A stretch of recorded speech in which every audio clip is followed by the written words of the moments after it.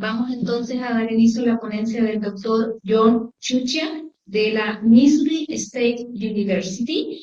John es especialista en historia del México colonial, concretamente del área del Yucatán y, por supuesto, de la Inquisición. La ponencia que nos va a presentar se titula La reconstrucción de la sala de audiencias del Tribunal del Santo Oficio. Al igual que los compañeros, también tienes 25 minutos. Muchas gracias. Voy a hablar, ya que han hablado bastante sobre historia del edificio en sí, más de sus interiores. Hay un proyecto que hicimos desde el año de 2017-18, la recreación virtual del Palacio de Santo Oficio de la Inquisición, con un grupo internacional de mexicanos, estadounidenses, de españoles. Y tenemos un grupo de investigación histórico, arquitectónico, con el doctor Antonio Rodríguez Alcalá de Mérida, Universidad Anáhuac Mayap, mi socio en estos asuntos. Y el proyecto del palacio realmente tenía objetivo recrear el palacio como era en empiezas del siglo XVII hasta 1650 para acompañar una reconstrucción del auto de fe grande de 1601. La integración de los espacios edificados con los personajes del tribunal era parte del propósito de este proyecto. Como hemos visto, como por 1690, este edificio aumentó su tamaño.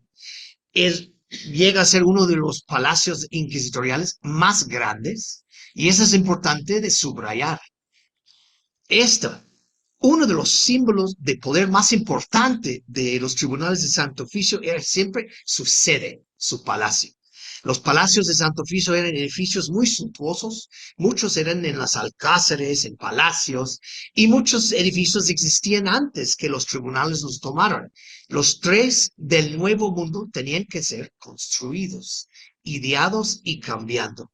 El de Zaragoza, las Alcázares, la de Sevilla, en Triana, la de Llerena, que todavía se existe, y el mismo sede de la Suprema en Madrid, que es un edificio más burocrático y un complejo grande, pero no compara con lo que extendió ese palacio en el 18.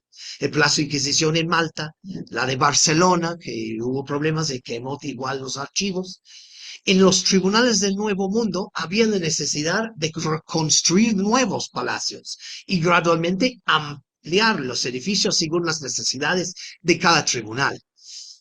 Esos tres tribunales de Cartagena de Indias, un edificio que aún se visita en Cartagena, la de Lima, que volvió después del Congreso, y aquí en este edificio muy importante.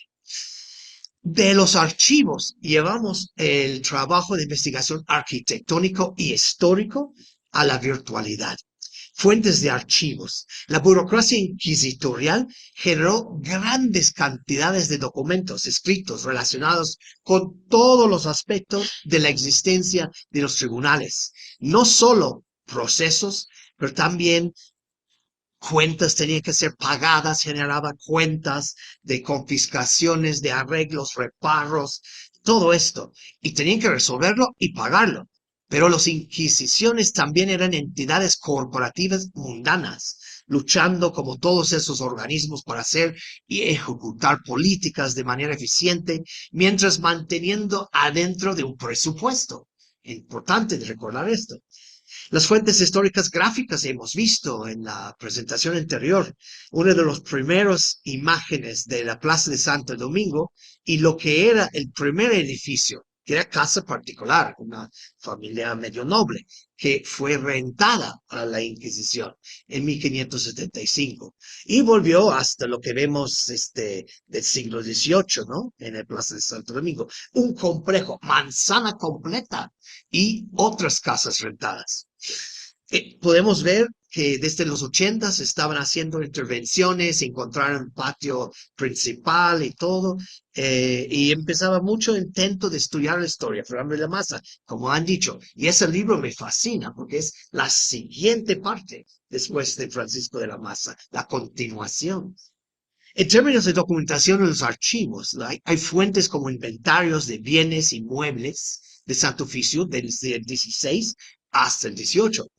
Estos inventarios nos ofrecen detalles sobre los bienes, los muebles y otras cosas contenidas adentro de las salas del Palacio de Santo Oficio. Y hay descripciones muy ricas. Existen registros de archivo detallados sobre los edificios interiores del Palacio de Santo Oficio, sus inmuebles, muebles, fuentes de información hasta de los retratos que hubo. Los documentos de archivo también describen con detalles etapas de construcción del palacio con minuciosos detalles, y parte de nuestro equipo son arquitectos.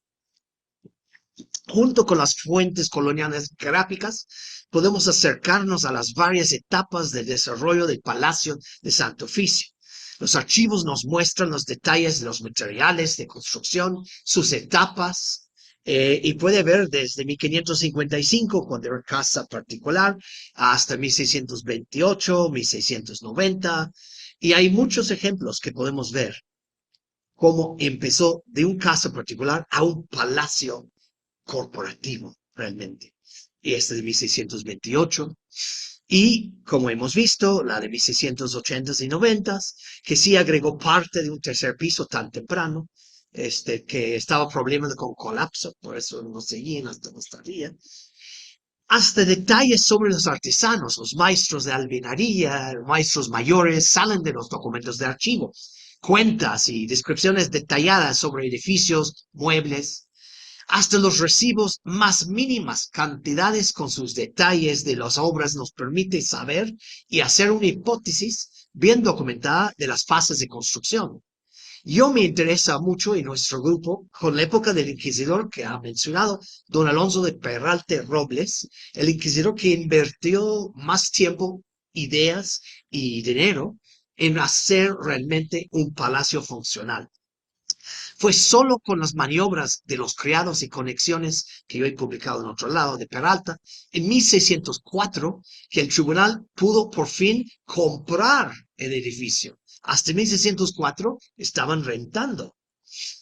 Él mandó reparar y mudar las cárceles que vamos a visitar, hasta la agua, el fuente, todo fue agregado en la época de Alonso de Peralta. Don Dionisio Rivero Flores, abogado, uno de los consultores de la Inquisición, dijo sobre la reparación y la ampliación sobre el licenciado don Alonso de Peralta: sin su prudencia no habría existido ningún remedio para evitar una ruina tan grande.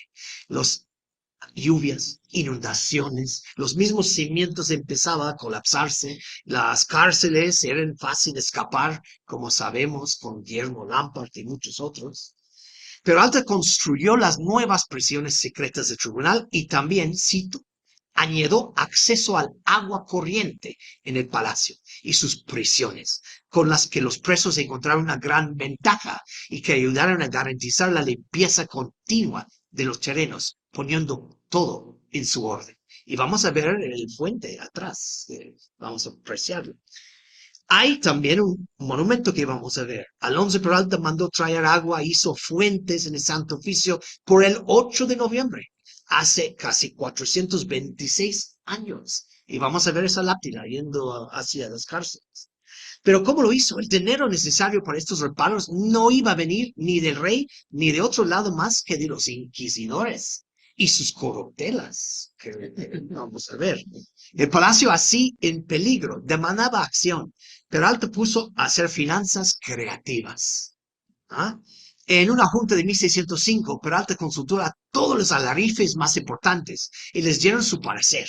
Con particular cuidado, vean el riesgo en que están dichas casas. Y hecho esto, declaren bajo juramento qué reparos serán necesarias y si se podrán dilatar el hacerlos hasta dar cuenta a los señores de consejo de su majestad. Decidió que no, era urgente. Ni lo vamos a decir hasta que después. ¿Y a quién da la obra? No a un maestro albañil ni a un arquitecto. La da a su amigo y cuate ayudante de corruptelas, el carcelero Juan de León Plaza, un hacedor de sombreros antes de subir su puesto. Pero él se encargó en esto. Y todavía vemos pistas de estas obras. De 1605 a 1606, más de 2.700 pesos fueron contados del bolsillo del inquisidor mandó a hacer varias murales y frescos, incluyendo uno que vamos a ver con el sello de la Inquisición, hecho en 1606. Las obras de reparos de las casas de tribunal fueron después habladas con la Suprema a ver si prestaba algo de dinero. Esta que vamos a ver en el tour era una de las cosas que él puso. Mandó a hacer diferentes cofres, techos, muchos murales que se pueden apreciar en los aposentos de los inquisidores y otros lados. La reconstrucción histórica del espacio construido era nuestro ejemplo. Con el doctor Antonio Rodríguez Alcalá empezamos cursos de verano de sus arquitectos con mis historiadores, intercambio internacional, y vinieron muchas de estas arquitectas de la Universidad de Anáhuac Mayap, y cada verano agregamos más detalles sobre esto. El estudio complejo del arquitectónico, de reportes arqueológicos, de documentación, de mapas y planos, todo junto, interdisciplinario. Uno de mis estudiantes de maestría que trabaja sobre el uso del espacio en el Santo Oficio, los ubicó y estuvimos realmente entrando a profundo a estos elementos arquitectónicos. Pero los interiores eran el objeto, para ver qué pasa cuando un reo entra al tribunal. Entonces, desde el patio principal hasta la reconstrucción del archivo de secreto de las dos audiencias, la grande, la pequeña, la segunda, el archivo de secreto que se describe cuántos estantes hubo, cuántos mesas y todo, candeleros, todo está detallado en los inventarios, hay muchos. Y luego empezamos a ilustrar cómo se describía. Imagínate las audiencia de los retratos, el chiquito, oscurísimo, con tapices de terciopelo. Entras y solo hay las velas cerca del baldaquín de los inquisidores. El temor que se inspira ese lugar cuando entras. Y el preso en un banco. 3 pisadas, 3 escaleras arriba, los inquisidores, y dicen cuando entras, ¿por qué usted está acá, no? ¿Por qué hayas venido a nuestro reconocimiento? En el modelo tenemos marcado los fuentes que se utilizaron, el tipo de documento y la modalidad de reconstrucción también, para documentar los fases de lo que es hipótesis, lo que es documentado, y es parte de ese proyecto. Hay un buen mapa por el mitad de 17 de los interiores de 1655, y eso empezó a ayudarnos a modelar cómo era esta parte. Y la visita virtual al Palacio de Santo Oficio es el objetivo. Vamos a ver en documentos, hay inventarios que están no solo aquí en los archivos, pero también en archivos de Estados Unidos. Hemos trabajado muchos para reconstruir hasta los tinteros. Hay descripciones, cuánto pesaban de plata, se describían cómo eran. El inventario de los muebles de plata y otras cosas de la segunda sala de tribunal, sala de los retratos, muy detallado. Hasta del baldaquín se describe los escudos y todo, tipos de sillas que hubo, silla de nogal, asiento, respaldo de terciopelo, todas las descripciones nos ayudaron a modular virtualmente con artistas, programadores, estos tipos de cosas, los interiores. Las mesas, una mesa grande de cedro, vieja, con su carpeta de damasco maltratada, cubierta, hasta describe el estado en 1650. Y empezamos a modelar lo que se describe, basado en ejemplos de los que había de esta misma época. Tintero, había uno con sellos así en marfil del Santo Domingo y otros. Y eso es lo que nos ayuda, buscando ejemplos de archivos particulares y que eran de otros tribunales para ejemplificar del documento, inventario, buscar ejemplos de que pesan el mismo cantidad de plata, que son el mismo forma. De ahí hay hipótesis de reconstrucción virtual y luego se ponen todas las texturas y se integran al modelo de los interiores. Y esta sala de audiencia de los retratos es el primer lugar donde uno va. Primera audiencia está en ese lugar chiquito, encerrado, oscuro, donde tú entras, en la segunda sala de audiencia. Mayormente siempre la primera cita está ahí, en este.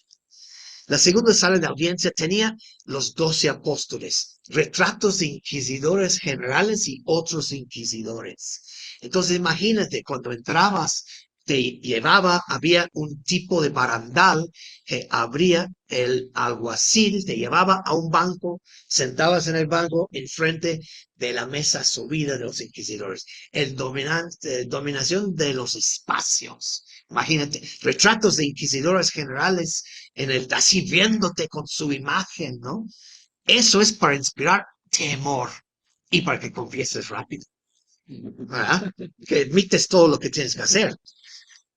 El mapa del interior del palacio también nos muestra que el secreto que estaba atrás de las dos audiencias, y ojalá que podamos por lo menos ver las audiencias hoy, muy importante, la cámara y archivo secreto. Había una campanita, dos entradas por varias audiencias para entrar. Entonces podían mandar el secretario salir con un expediente, salir con un documento. Fascinante. La Cámara de Secreto de Santo Oficio. Hay un inventario detallado de cuántos estantes, de cómo medían, qué tipo de madera estaban hechos. Fascinante, ¿no? Entonces, imagínate, y legajos desorganizados, expedientes tirados, volteados, hasta arriba, abajo, ya estaban quedándose sin espacio en esta época. Es las cárceles secretas que el mismo Peralta asumió como algo muy importante por su obra aquí en México. Él mandaba desde La Plata, volvió arzobispo de La Plata, y él llegó a México pobre, tenía poco dinero, un salario de 3,000 pesos, pero cuando fue como arzobispo, tenían sus esclavos, terciopelo, perlas y oro, escudo de su familia bordado en oro, llegaba con joyas, cajas y cajas llenas, todo de su trabajo aquí en México. Trabajo bien hecho de corrupción. Los autos sobre los reparos. Podemos ver las diferentes etapas de la construcción de las cárceles desde el 16 hasta el 18. Nunca fueron suficientes. En los que vamos a ver, había gente muy famoso. Ahí, hasta muchos gringos en el siglo XIX. Stephen F. Austin, en la cárcel número 15. Estaba encerrado en 1834, cuando se convirtió en cárcel civil brevemente para presos políticos. Las cárceles de la Perpetua que vamos a visitar, y hay un brindis en parte, vamos a ver. Y estos tenían varias celdas. Nunca eran suficientes. Hay uno de los pocos grabados que muestra los interiores alrededor de 1787. Y se puede percibir el fuente y todo. Y cómo era el segundo piso. Eran vecindades. Venían gente, hasta familias vivían ahí. Entonces, la reconstrucción hicimos de la Perpetua. Y vamos a ver la lápida que muestra que este fuente, allí la pila de agua, estaba puesto por Alonso de Peralta. Y hasta el mismo Stephen S. Austin describe como un regocijo de los presos porque había agua que entraba. Tiene agua bastante limpia y fresca, todavía en 1830. Pero también estudiamos la interrelación entre los espacios edificados y la vida cotidiana de los presos y los funcionarios. Cómo circulaban, cómo tenían acceso limitado con alto flujo de entradas o con bajo flujo. Y ese es un tipo de software que usan los arquitectos para realmente entender la conectividad espacial del Palacio de la Inquisición. Basado en el plano de López Morillo de 1655, especialmente los que acceden a las cárceles. Se puede ver cómo el mismo edificio estaba diseñado de dominar la percepción de los presos del acceso de afuera. Los pasadizos, azoteas que te blindaban del sol, realmente una oscuridad. Y desde las cárceles a unos pasadizos muy angostas, que solo una persona a veces o dos podían pasarse. No se aprecia todo eso, solo en parte sí, pero ese es como el mismo construcción de un palacio inquisitorial estaba manipulado para realmente aislar a los presos del mundo interior y de interiores, de unos a otros. Es muy interesante de hacer ese estudio de conectividad. Podemos ver esto y cada expediente nos muestra cuál celda eran, cuando vienen audiencia de la tarde, lo fueran a la audiencia mayor y dicen cómo lo sacan. El alcaide lo saca, dónde los va. Y se puede estudiar casos de el flujo de personas, la parte humana de ese edificio. Ese edificio estaba hecho para interactuar y controlar a los humanos. Entonces lo que hicimos es reconstruimos en realidad virtual un proceso típico de un holandés corsario hereje que se procedió en 1601. Trazamos el uso y circulación de los funcionarios y los presos en el palacio basado en todo el expediente, que es algo muy interesante, como se puede ver hasta cuando mandaban a bajar por la sala de tormento y todo. Y el flujo de cómo el alcaide y los alguaciles los entran, los sacan.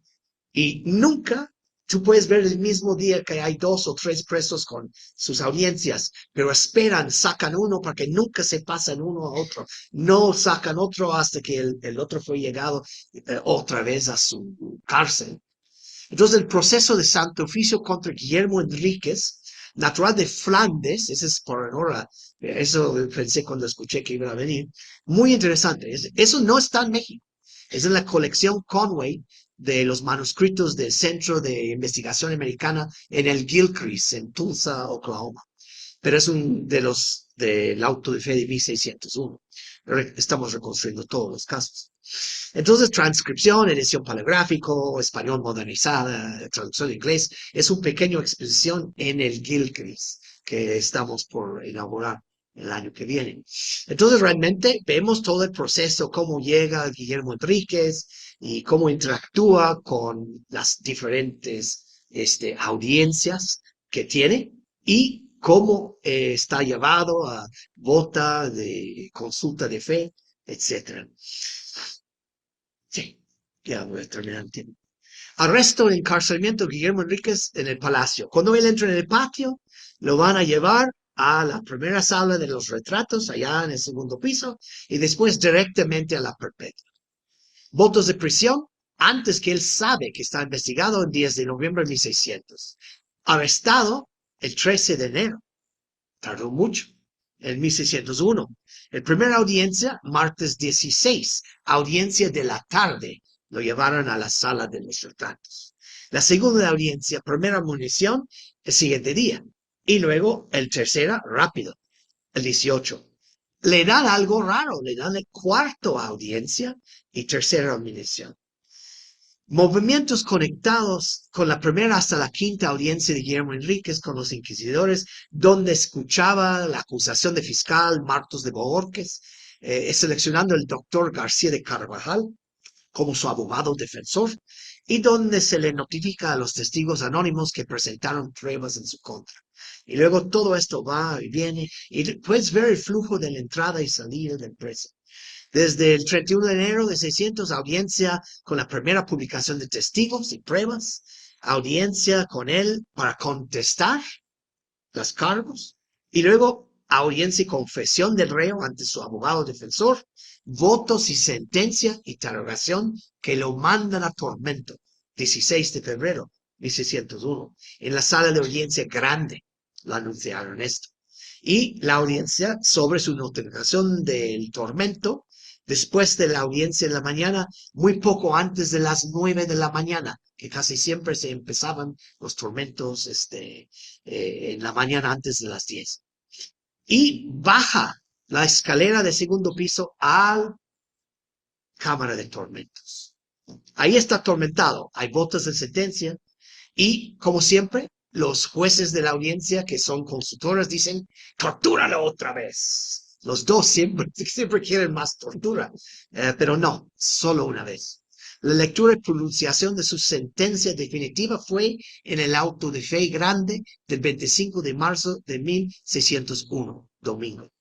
Y su juramento de secreto y confesión fue al día después, el lunes. Y ese día lo soltaron. Él fue procesado como penitente con abjuración de leve en el auto de fe, eso de marzo de 1601. El siguiente día llega a la sala pequeña donde jura secreto, no va a decir, revelar nada que pasó en las cárceles en su proceso, y los suelta y sale corriendo de la Nueva España. Y con eso, un breve vista de lo que podemos ver. Y con 40 segundos de sobra. Yo le pregunto a los coordinadores, porque tenemos 13 minutos, si hacemos una ronda de preguntas o dejamos hasta acá. Bien, entonces damos la palabra por si alguien quiere hacer preguntas acá a los compañeros expositores.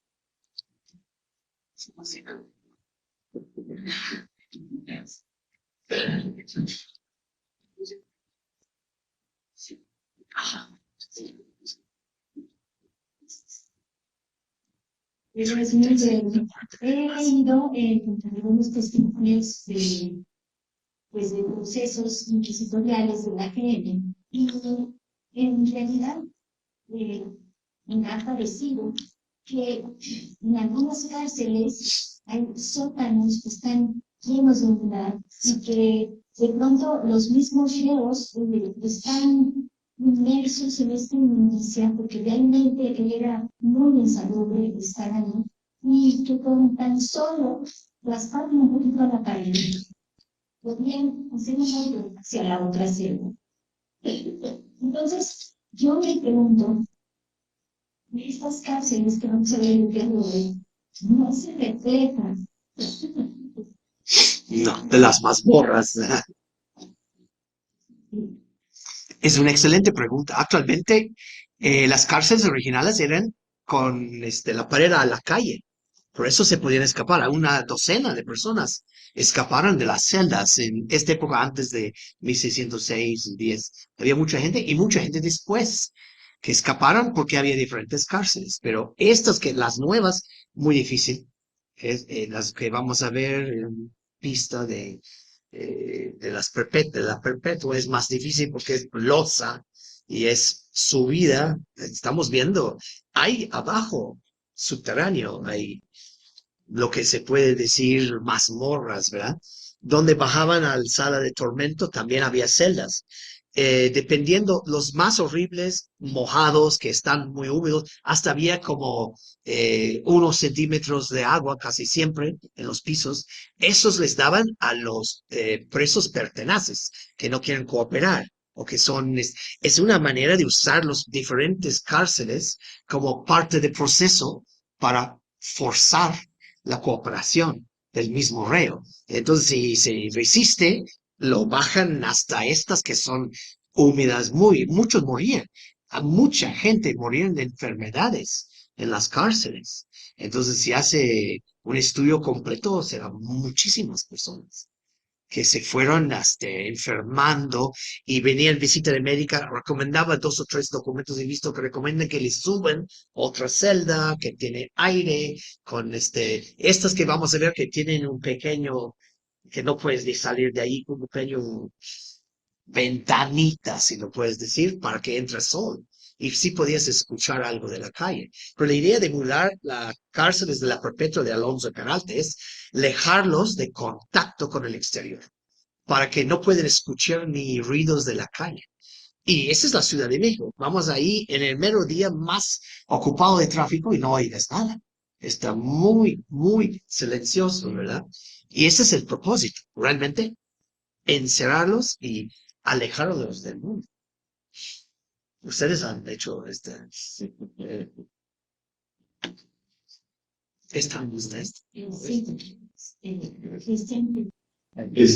Quisiéramos abordar un poquito.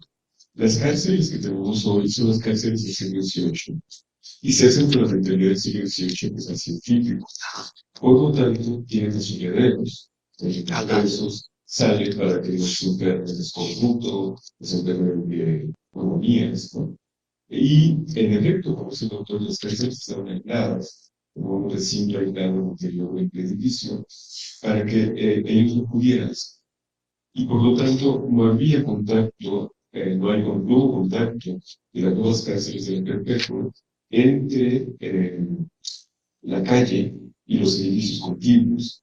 Eso evitaba que ellos pudieran escapar. Por lo tanto, eran cárceles mucho más seguras, van a ver si quiere llevar algo para medir, pero algunos muros tienen 1 metro de espesor.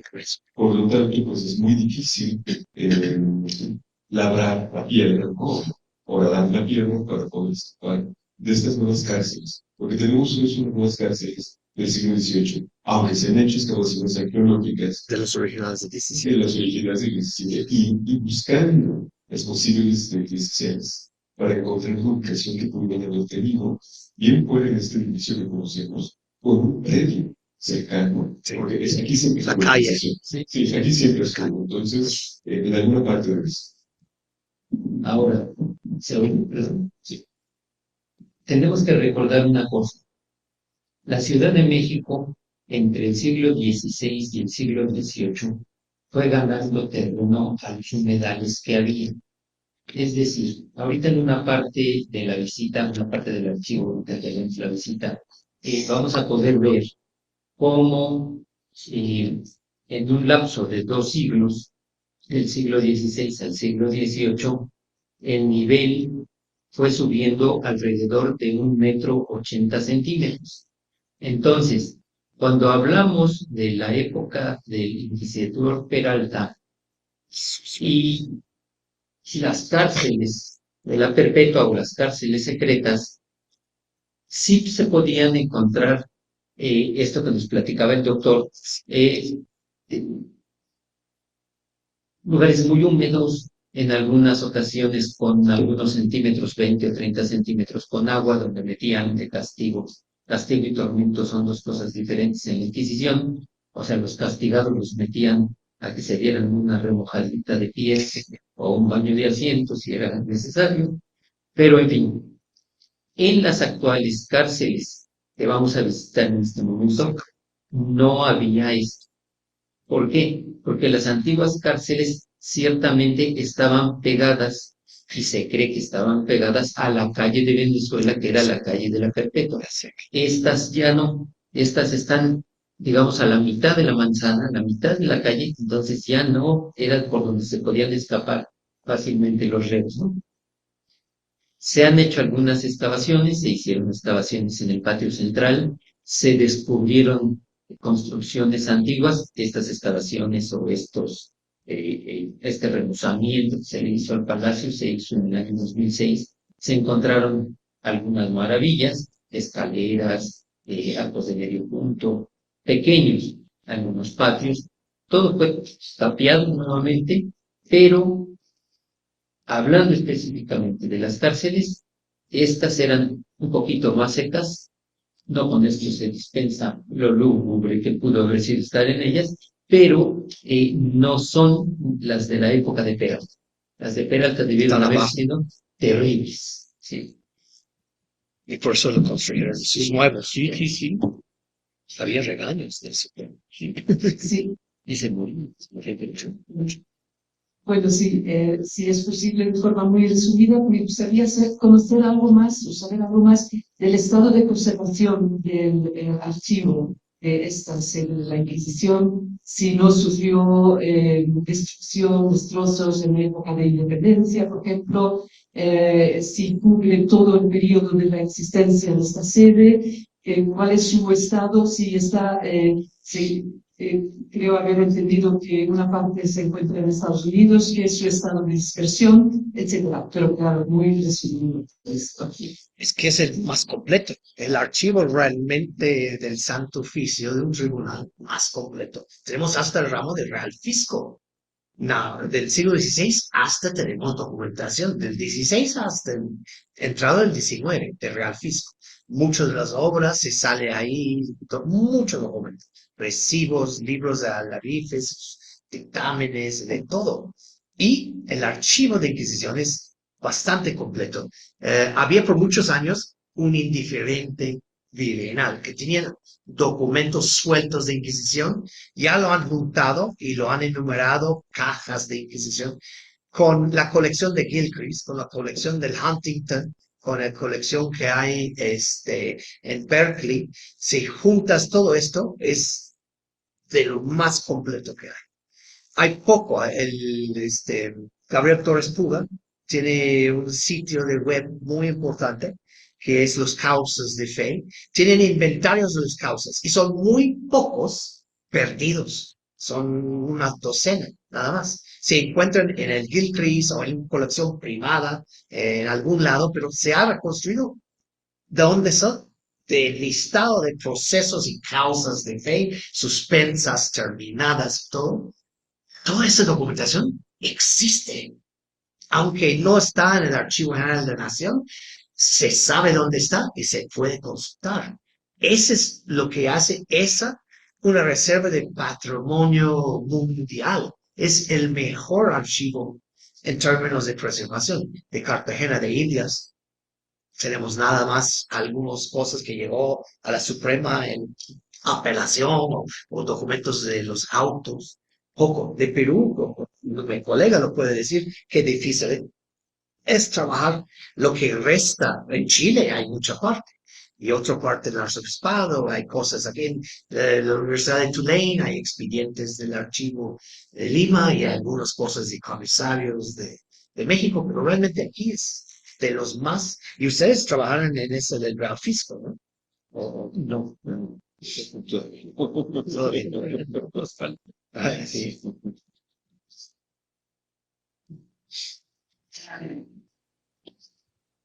Sí, muy bien. Gracias. Muy rápidamente. Hay un argumento, un tópico que es muy controvertido, ¿no? Que es el uso del dinero que sale de la confiscación de los bienes de los condenados. Hubo ciertos momentos en que se prohibió usar los bienes de los condenados, pero sabemos que muy a menudo se usaban. Y Claro. como usted, bueno, como hay tantos documentos, ¿tenemos alguna traza que nos puede decir si estas cárceles fueron construidas también aprovechándose del dinero de los condenados? No de las confiscaciones, porque fue muy controlado. Esa sí tenía, para gastar una cantidad ahí, tenía que ser un permiso de la Suprema, tenían control. Lo que usaban era composiciones y algunas ilegalidades que aceptaban sobornos para dar algo, una sentencia más ligero o dar un caso suspendido. Y hay evidencia de esto en el archivo de notarías. Trazas todos los prestanombres que usaba Alonso de Peralta, como Juan de León Plata desde su carcelero, que traspasaban los Machado, por ejemplo. Él estaba acusado de judaísmo y lo extorsionaron un ingenio de azúcar y luego una hacienda. Luego acusaron a su hija y si no se pagaba, entonces estaban traspasando terrenos, dineros, cantidades y de esto que entró en la bolsilla de Don Borges, el fiscal, y en Alonso Peralta. El mismo visitador, ya Peralta bien muerto 10 años antes, dice que esto, el fiscal y el Peralta, eran más mercaderes que inquisidores. Se trataban y contrataban con gente. Y él era un familiar judío converso. Era pariente de los Carvajal, Alonso de Peralta, y su representante del obispo, el ordinario, era su primo, era Cervantes Carvajal, también era primo tercero de los Carvajales. Y sus limpiezas de sangre, hablando de limpieza de sangre, desaparecieron. Y había una copia en el archivo, hasta hay un inventario, y desapareció cuando el secretario, Pedro Mañosca, su hijo viene a ser un inquisidor, viene y desaparece documentos. Entonces, estas limpiezas no se encuentran en ningún lado. Él debe ser arzobispo, pero él comparte, él era primo tercero y cuarto con Mariana Núñez de Galván. Eran parientes. Entonces, él no debe haber sido un inquisidor, que tenía muy cercana sangre converso. ¿No? Por eso era muy duro. Pero tenía un jugador de niño, él es de Arequipa, es el primer inquisidor criollo. Hizo una biografía. El primer inquisidor criollo vino con un judío converso, mercader de Perú, que mercadería de plata con su papá, que era un conquistador de Arequipa, el encargado de confiscaciones de los enemigos, los Pizarro por el rey, distribuía y todo. Y esta judo converso tuvo problemas en Sevilla, pero él iba encargado de Peralta, sus dos hermanas que fueron monjas en Sevilla, y toda su vida, sus redes de conecte, Peralta usa en México. Entonces hay un señor, Simón Báez y otros, que son arrestados por ser criptojudíos, pero son parte del mercado y intercambio de su tutor. Entonces él lo deja. Se sirve su condena en Sevilla, así, bravísimo que se manda a Sevilla. Y ahí salió muy ligero su castigo, porque él estaba un comerciante ayudando al mismo Peralta vender. Vamos a ver el caso. Gracias a todos por acompañarnos. Ahora pasamos